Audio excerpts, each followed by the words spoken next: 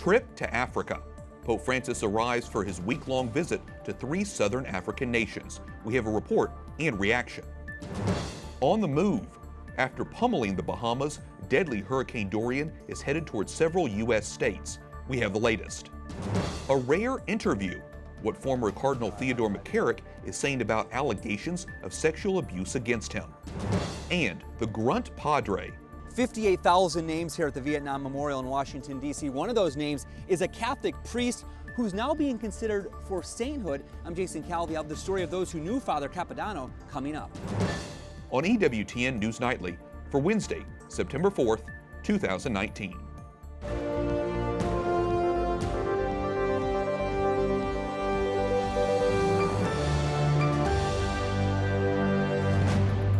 Good evening from Washington, D.C., and thank you for joining us for news from a Catholic perspective. I'm Wyatt Goolsby. Pope Francis has arrived in Mozambique. It's the start of his week-long trip to southern Africa. He's the first pope to visit the country since St. John Paul II in 1988.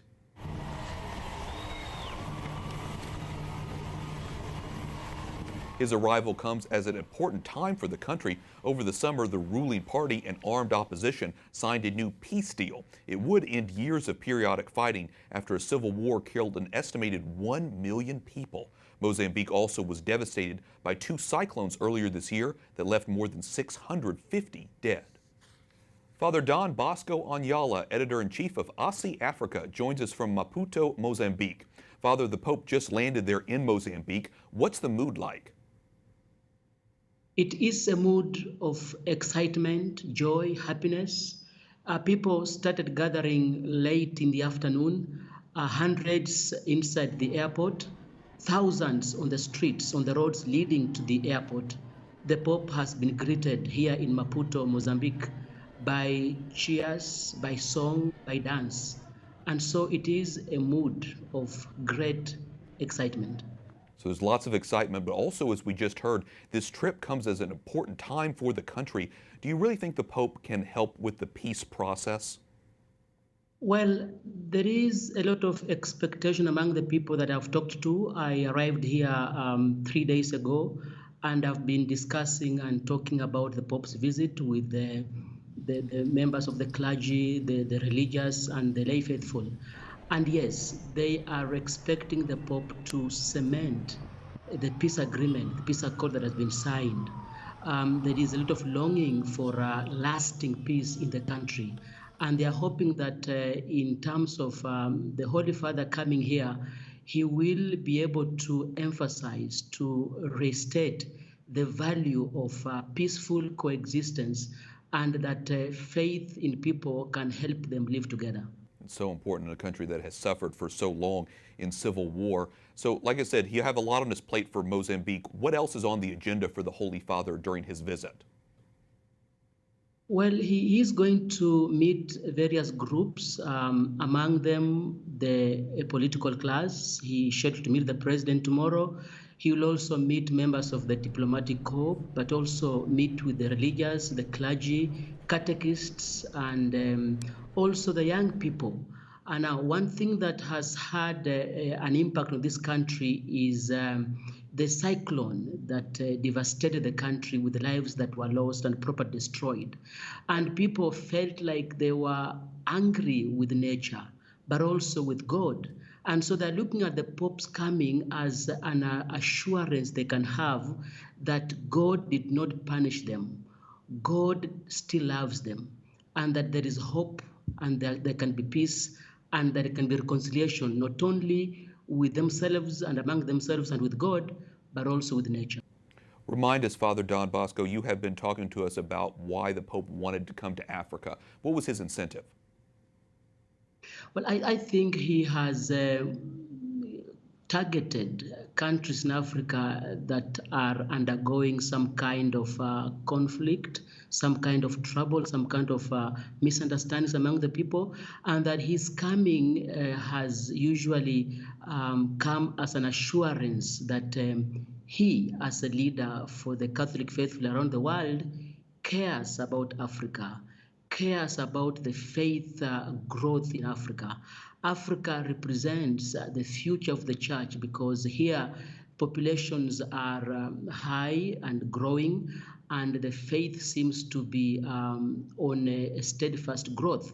And so he has come to reassure the church in Africa, the people of God in Africa, that he cares for them. Okay, and obviously we'll encourage our followers with EWTN to continue to stay with us as we follow the Pope this week. Father Don Bosco Anyala, Editor-in-Chief of EWTN's Aussie Africa. Thanks so much for joining us. Thank you for having me. A report says Pope Francis wants Vatican officials to focus on shrinking a budget deficit. The Wall Street Journal says the Holy Father wants to stop poorly managed spending and investments. The Holy See's deficit doubled in 2018. It is now roughly $77 million. The Vatican's budget is a little more than $300 million. When elected 6 years ago, Pope Francis said he would overhaul finances. Pope Francis asked the faithful to pray for the victims of Hurricane Dorian. The storm has already killed more than half a dozen people in the Bahamas, and President Donald Trump says the storm is still a danger. White House correspondent Mark Irons reports. Mark? Wyatt, after a crushing blow to the Bahamas, President Trump has pledged to send U.S. aid and helicopter crews. Florida has mostly been spared, but the unpredictable nature of this storm means the East Coast could still be affected. President Trump is briefed on Hurricane Dorian from the Oval Office. We got lucky in Florida, very, very lucky indeed. Communities along the Florida coast are beginning to breathe a little easier as the storm lashes them with wind and rain, but passes by without making landfall. But the president warns Americans not to let their guard down. It's a very erratic, a very slow, very powerful hurricane. As the storm moves north, Georgia, the Carolinas, and southern Virginia are all on alert. Dorian is picking up speed and expanding in size, which could lead to a higher storm surge and flooding. The State Emergency Response Team is finalizing all resource requests for our county partners to include, among other assets, incident management teams, food, water, tarps, shower trailers, swift water rescue teams, more National Guard assets, and others. Meanwhile, the Bahamas is facing the grim after effects of the strongest hurricane to ever hit the island nation. We were doing all right until the water kept coming up. 7 people are reported dead, but that number is expected to rise. Several areas in the Bahamas remain underwater. I want to assure and inform the Bahamian population that we can expect more deaths to be recorded. The president of the U.S. Conference of Catholic Bishops is calling on Catholics to consider donating to Catholic Relief Services or Catholic Charities USA. That money will be used to help hurricane victims and will most likely be a long road to recovery. Wyatt. And we'll continue to cover Catholic efforts to help all those people in the Bahamas. White House correspondent Mark Irons reporting. Thanks, Mark. The Pentagon approves $3.6 billion in military construction funding to be used on the border wall. The money will pay for 175 miles. It comes from nearly 130 military projects. Officials say those projects are not being canceled, but merely delayed. Critics say the move is an insult to the armed forces. Officials in Hong Kong formally withdraw the controversial extradition bill that set off months of pro-democracy protests. Visitors wonder whether our city is still a safe place for travel or business. Families and friends have been under stress, and arguments have fled. Chief Executive Carrie Lam says the former British territory has become unrecognizable. Withdrawing the proposal was one of 5 key demands from demonstrators. A local Catholic bishop is urging people to pray and fast for peace. Joining me now from Hong Kong with his analysis of this developing situation is Gordon Chang, author of The Coming Collapse of China. Gordon, welcome back to the program. The formal withdrawal of the bill that allowed extradition to mainland China is just one of the protesters' 5 demands. Do you think it'll be enough to at least quell some of the unrest? Yeah, I don't think so, Wyatt. I just came back from a protest at the Mong Kok police station, and this is after the withdrawal of the bill. They're just going strong. I mean, they've got 4 other demands. Also, this has gone beyond the official 5 demands. There are a lot of people here who want complete independence from China. So right now, I think Carrie Lam, the Hong Kong chief executive, she's lost control of the situation. Let me follow up with you about Carrie Lam. She also said today the government would not accept an independent inquiry into alleged police misconduct or the unconditional release of those detained. How have the actions of the Hong Kong police fueled the protests? Oh, I think that the actions of the police, excessive use of force, tear gas, rubber bullets, really has changed things here. And that's largely, I think, that one of the reasons why the withdrawal of the bill is going to have no effect, because there's anger, and it's not just the youthful protesters who've been detained, it's anger across society. So, for instance, last night, some of my colleagues from the American Conservative Union were in Kowloon Bay, another neighborhood, and they just saw people come out and help the protesters, who some of them were being arrested. They came out on the streets, ordinary residents of the neighborhood, to try to block the police. So there's now real defiance across society. It's not just the kids anymore. You said a lot of them are protesting, or some of them even want independence from mainland China. What is mainland China's role as all these demonstrations are playing out? Well, Xi Jinping, the Chinese ruler, I'm sure is the one who is making the decisions. Carrie Lam, in a number of times, has indicated that she's not the one in charge. There's a recording of a secret session with some business leaders that was leaked, and it's very clear that she's not the one making any decisions of consequence. So right now, it's China, China, China. And so how much influence then does Beijing have over Carrie Lam's political future? Like about 100%. Yeah. I mean, they're the ones controlling it. And if they want Carrie Lam to stay, she'll stay. Matter of fact, in that recording I referred to, she said she wanted to resign, but she couldn't, which is basically Beijing not allowing her to. So, Beijing is the one that controls her destiny. Since you are in Hong Kong, how have these 3 months of protests affected the city itself? I think there's a lot of concern here, people getting ready to leave. There's a real feeling that Hong Kong's not going to go back to the way it was before. There's a small group here who I think are optimistic about the way things might turn out. But, both sides right now, Carrie Lam and Beijing on one side, and about 3/4 of the Hong Kong population on the other, people are just digging in. So I don't really see a early solution to this. And as long as this drags on, I think you're going to see business reconsidering its role here.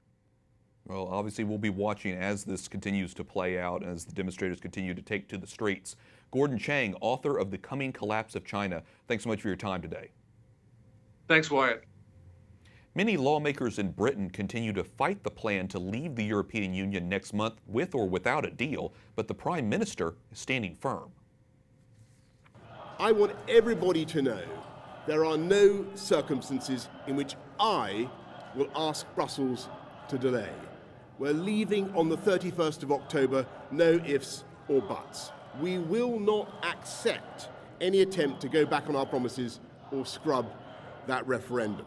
Boris Johnson says talks with the EU are showing progress, but British lawmakers approved in principle a bill to block Johnson's attempt for a no-deal Brexit. Instead, they're calling for further debate. Italian Prime Minister Giuseppe Conte has formed a new coalition government. The move shuts out right-wing leader Matteo Salvini, who has gained support based on his tough anti-migration stance. Conte has agreed to try and form a new government after meeting last week with Italy's president. The new party must be approved by lawmakers. Coming up, former Cardinal Theodore McCarrick speaks out in a rare interview. What he says about the sexual abuse claims against him. And Lila Rose tells us why she says her pro-life group is being censored by Facebook.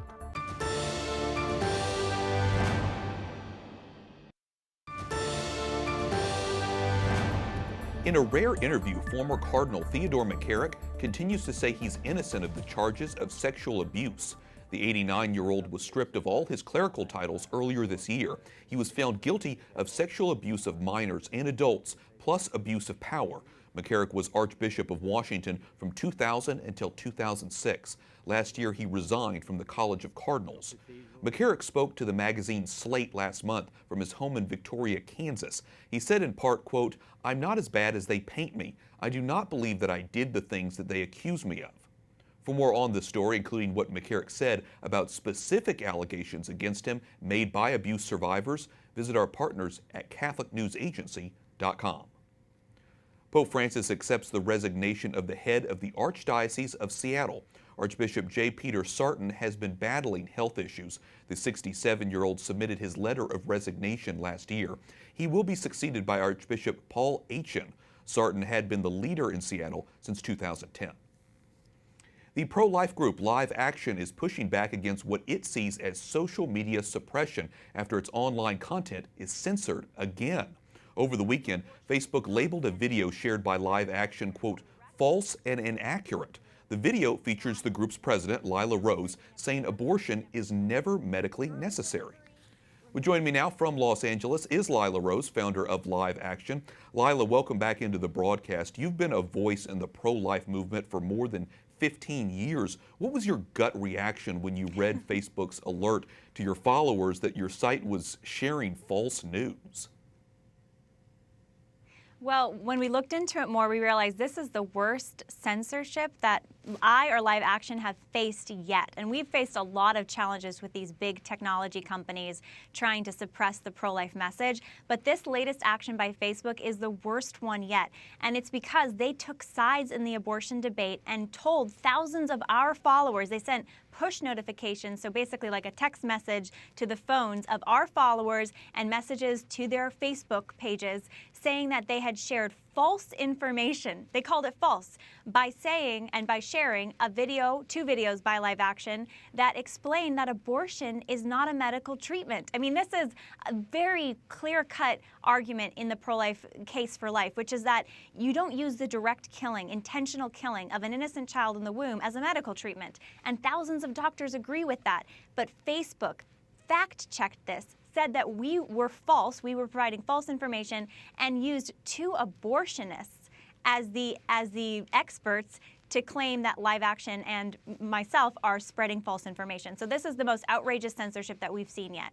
When you inquired with them, what was the response, or did you get one from Facebook? Well, we absolutely followed up right away because, look, Live Action has myself and Live Action have over 3 million followers on Facebook. We've built a huge community, a very strong and thriving pro-life community, and Facebook claims to be politically neutral. They claim that they don't take sides in political issues or these hotly contested debates, and yet here they are. So we did contact our Facebook rep and others up the food chain at Facebook saying, what is going on here? Why are you using 2 abortionists as your fact checkers to decide what is right, what is true, and what's not true when it comes to abortion and it being medically necessary? It's not medically necessary. And Facebook said, behind the scenes, they said, oh, we need to look at our fact-checking process. They seemed rather apologetic. But the reality is the strikes against our account, so Facebook has these punishment strikes, they still are there. It's on my Facebook account, Lila Grace Rose. It's on Live Actions. They haven't changed that yet. And this could be really damaging to us, first of all, because it's our reputation. They're claiming that we're not telling the truth. And second of all, because they say that if we have strikes against our account, they will limit our ability to reach our own followers with the pro-life message, and they will potentially restrict our ability to advertise. So this could be devastating to us getting the pro-life message out to millions of people on Facebook, and we are looking at legal options right now because the response from Facebook behind the scenes to us, while they're trying to appease us and saying, oh, we may have made a mistake, we're looking at this, it is not satisfactory because that fact check, that false fact check by their 2 abortionists is still out there, and the pro-life message is now being tarnished online because of Facebook's ideology. Okay, well, we know this is not the first time you guys have been censored, so we're going to continue to follow this and stay up to speed on their responses and how you guys, of course, deal with this whole situation. Lila Rose, founder and president of Live Action, thanks so much for talking with us. Thanks for having me. Up next, remembering a Catholic priest killed in the Vietnam War.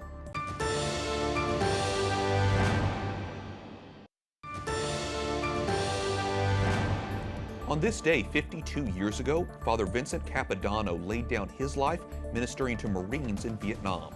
Today, the Archdiocese for Military Services will honor the Navy chaplain. The church is also in the process of considering the American priest for possible sainthood.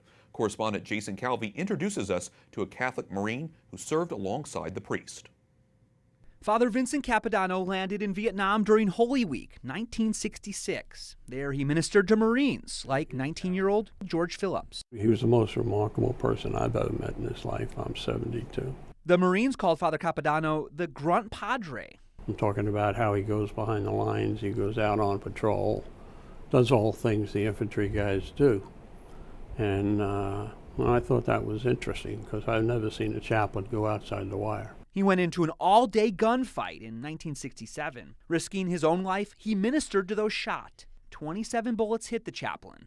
And even in death, he inspired awe in his Marines. They said, you know, zip up the bag. We're not going to touch him. We're not going to do anything with him. You know, this priest is special. 2 years later, in 1969, the country decorated Cappadonna with its highest military award, the Medal of Honor. Vincent Cappadonna's name is honored here at the Vietnam Memorial in Washington, D.C., one of 58,000 Americans. But those who knew him say he deserves an even higher honor, that of sainthood. I started praying to him the day he died, and I prayed to him every day since then. Phillips knew this priest was something different. He says he could see it in Father's eyes and could feel it when Cappadonna offered Mass. Father Cappadonna generated such a feeling of comfort and love for the people that were there. And you know, you may have been 40 yards away, but that feeling transcended that. Now the Vatican is considering whether the whole church will someday call Father Cappadonna a saint. In Washington, Jason Calvi, EWTN News Nightly. Thanks, Jason. Officials with the Diocese of Palm Beach in Florida say they found a possible miracle attributed to the priest. If the Pope approves, then Cappadonna would be one step closer to sainthood. EWTN will air a special Mass for Father Vincent tonight at 6:30 p.m. Eastern Time. It will re-air at midnight. And that concludes our newscast for tonight. We thank you for watching. For the entire EWTN News Nightly team, I'm Wyatt Goolsby. We leave you with more images of Pope Francis in Africa. Good night, and God bless.